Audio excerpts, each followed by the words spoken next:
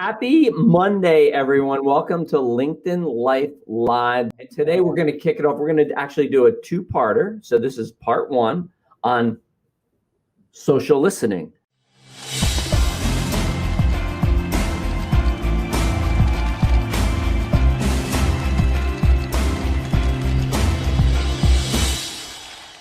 So, Bryn, tell everyone a little bit about what social listening is. As social sellers, part of our job is to go out and engage with our prospects. It's to share content and insights and add value.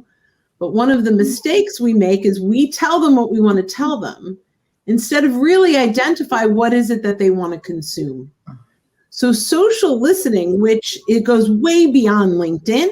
We're going to cover all the things that it starts with, but it's really about their digital footprint, what they're engaging on, what they're sharing, what matters to them is where we have to start.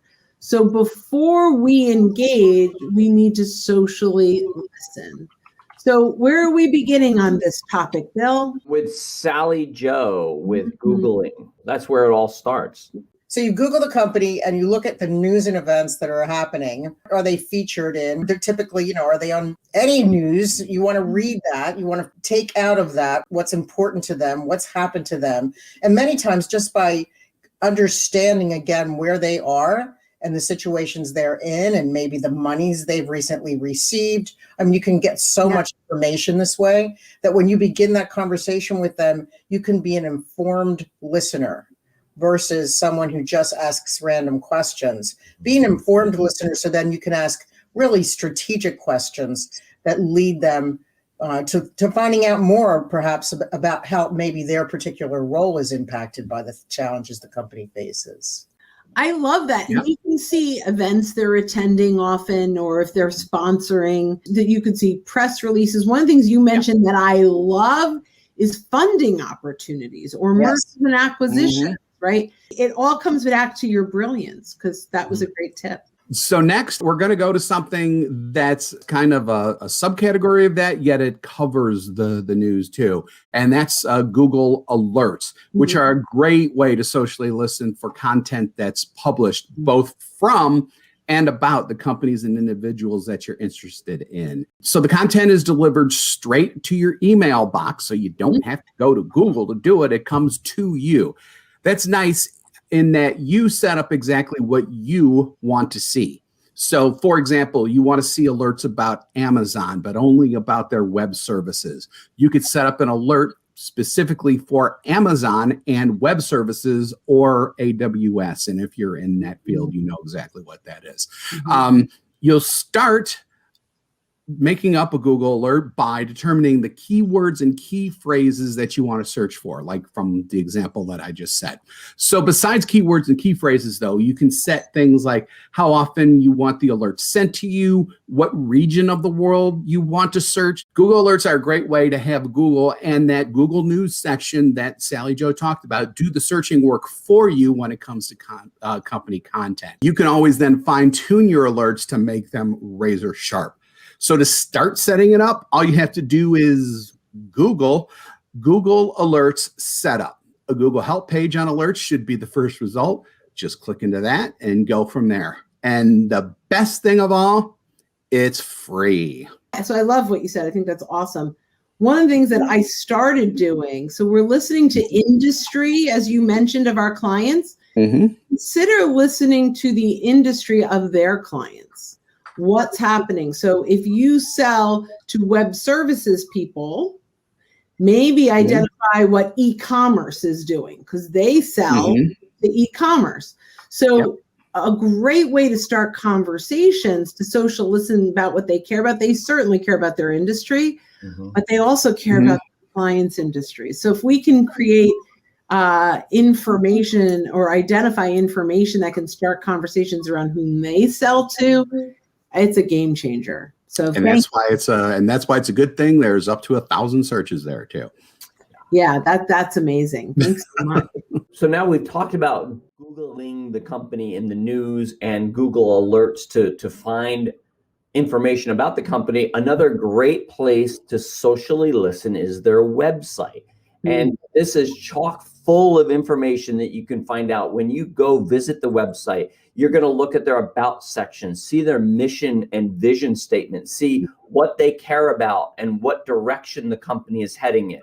You can look at their leadership. Oftentimes in the about section, it'll have our leadership team. You can see, depending on what function you sell into. For example, if you sell into marketing, look and see who is their CMO, who is their vice president of marketing. And of course, you're going to want to go follow them on LinkedIn, but more about that later. But so their leadership, you can look at their blogs and see what is it that they're writing to their clients about, just as Bryn was just saying. So what do they care about? Information that they share to their ideal clients and their ideal prospects. Because if you're downrange that much and you know what they care about for their clients, it makes it easier for you to speak about what they're going to care about. You can look, of course, as Sally Jo said before, their press releases, what is it that they're being written about? Here's the difference, though, about what you're going to find on their website and what you're going to find in Google, in the Google News part, is they probably won't have any negative stuff about their company on their website. So that's why it's important to look in all places, because you want a 360-degree view of the company when you're listening. You want to hear all sides of the story, not just their side of the story. You can see the awards that they've been given recently. You can see the social responsibility initiatives they've taken. How active are they in the local community, in the global community, in the national community? You can also look at events that they're hosting or they're taking part in. And therein is kind of the thread you begin to follow, because then maybe you're going to find other companies in that same industry, maybe that you sell into, or that need the same products that you sell, so that you can find even more leads from that. So those are just a few things you can do in terms of social listening from their website. I'm leaving out a huge one because that's what she's going to talk about next. Go ahead, Bryn. That might be checking out all their other social platforms. Bingo! Yay! Oh, thank goodness. They're out there sharing content that they want their buyers and their audience to know about. So social listening, we should listen to this. What matters to them?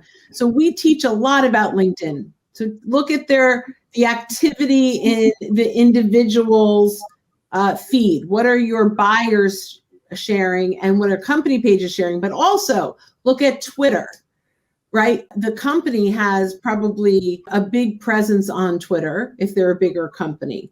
Pinterest, YouTube, what videos are out there. Some even have public Vimeo that we can check out and see what is the content that they're sharing.